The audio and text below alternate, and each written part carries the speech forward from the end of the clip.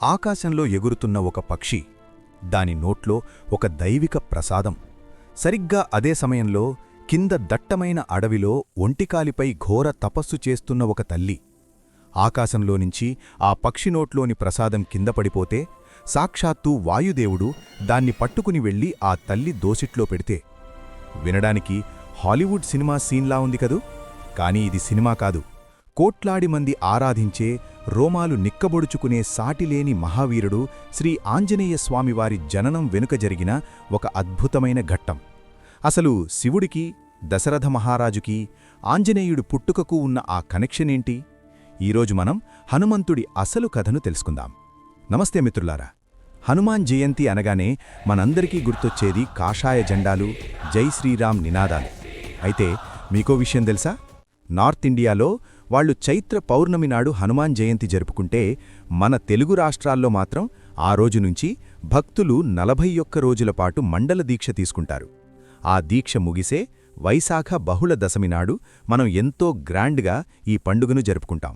ఎందుకంటే ఆ రోజే కిష్కింధలో పంపానదీ తీరంలో ఆంజనేయుడు శ్రీరాముణ్ణి మొదటిసారి కలిశాడని మన నమ్మకం.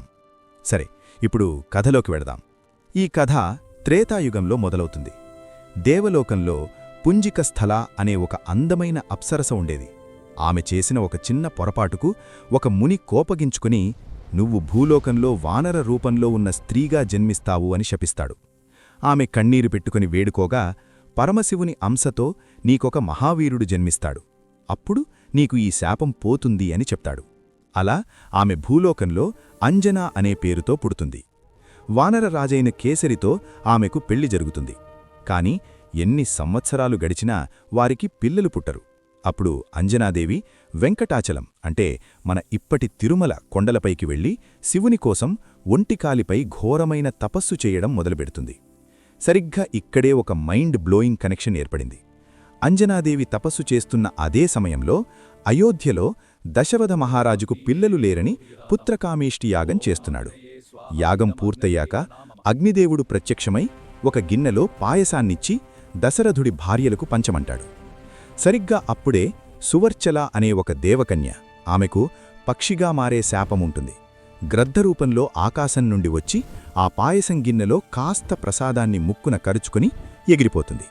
అది ఎగురుకుంటూ వెళుతుండగా ఒక పెద్ద గాలివాన వస్తుంది.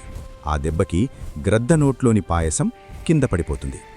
ఆ పాయసం ఎక్కడ పడుతుంది?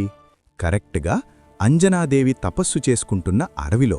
అప్పుడు పరమశివుని ఆజ్ఞతో వాయుదేవుడు కింద పడిపోతున్న ఆ పాయసాన్ని తన చేతుల్లోకి తీసుకుని నెమ్మదిగా వెళ్లి 2 చేతులు చాచి తపస్సు చేస్తున్న అంజనాదేవి దోసిట్లో పెడతాడు. శివుడే ప్రసాదమిచ్చాడు అని నమ్మిన అంజనాదేవి దాన్ని భక్తిగా తినేస్తుంది.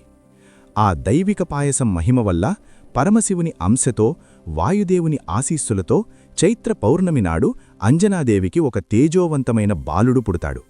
అంజనాదేవి కొడుకు కాబట్టి ఆంజనేయుడయ్యాడు. కాని ఆ చిన్నారి బాలుడు మామూలువాడు కాదు. పుట్టిన కొద్దిసేపటికే ఆ బాలుడికి భయంకరమైన ఆకలి వేస్తుంది. ఆకాశంలో ఎర్రగా ఉదయిస్తున్న సూర్యుడిని చూసి, ఆహా, ఏదో పెద్ద పండులా ఉందే అనుకుని దాన్ని తినడానికి ఆకాశంలోకి ఒక్క ఉదుటన ఎగురుతాడు. అది చూసి దేవేంద్రుడు భయపడి ఆ బాలుడిపైకి తన వజ్రాయుధాన్ని విసురుతాడు. ఆ దెబ్బకి ఆ బాలుడి దవడను సంస్కృతంలో హనువు అంటారు. ఆ దవడ విరిగి కిందపడిపోతాడు. అప్పుడు వాయుదేవుడికి విపరీతమైన కోపం వచ్చి భూమిపై గాలిని ఆపేస్తాడు. లోకాలన్నీ ఊపిరాడక అల్లాడిపోతాయి. అప్పుడు బ్రహ్మ, శివుడు, ఇంద్రుడు అందరూ వచ్చి వాయుదేవుణ్ణి శాంతింపజేసి బాలుడికి ప్రాణం పోస్తారు. దవడ అంటే హనువు దెబ్బతినడం కారణంగా ఆ బాలుడికి బ్రహ్మదేవుడు హనుమంతుడు అని పేరు పెడతాడు. దేవతలందరూ ఆ బాలుడికి అపారమైన బలం, మరణంలేని చిరంజీవిత్వం వరాలుగా ఇస్తారు. చూశారుగా మిత్రులారా, ఇది హనుమాన్ జయంతి వెనుక ఉన్న అసలు కథ.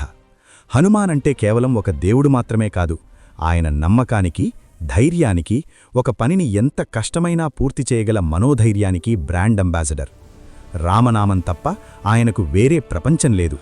హనుమాన్ జయంతి రోజు మనం కేవలం పూజలు చేయడమే కాదు, మనలో ఉన్న భయాన్ని పోగొట్టుకుని ఎలాంటి సమస్యనైనా ఎదుర్కొనే ధైర్యాన్ని ఆంజనేయుడి నుండి ఇన్స్పిరేషన్గా తీసుకోవాలి.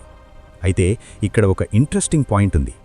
పుట్టగానే సూర్యుడిని పండు అనుకుని తినడానికి వెళ్లిన ఆ చిన్నారి ఆంజనేయుడు కొంచెం పెద్దయ్యాక చదువుకోడానికి గురువు కోసం వెతుకుతూ మళ్లీ అదే సూర్యభగవానుడి దగ్గరికి వెళతాడు.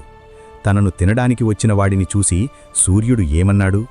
ఆంజనేయుడు సూర్యుడి దగ్గరే తన విద్యను ఎలా నేర్చుకున్నాడు? ఈ అద్భుతమైన స్టోరీని మన నెక్స్ట్ వీడియోలో తెలుసుకుందాం. ఆ వీడియో మిస్ అవ్వకూడదంటే వెంటనే మన ఛానల్ని సబ్స్క్రైబ్ చేసుకోండి. ఈ వీడియో నచ్చితే ఒక లైక్ కొట్టి కామెంట్స్లో జై శ్రీరామ్ అని రాయండి. Keep watching. జై హింద్.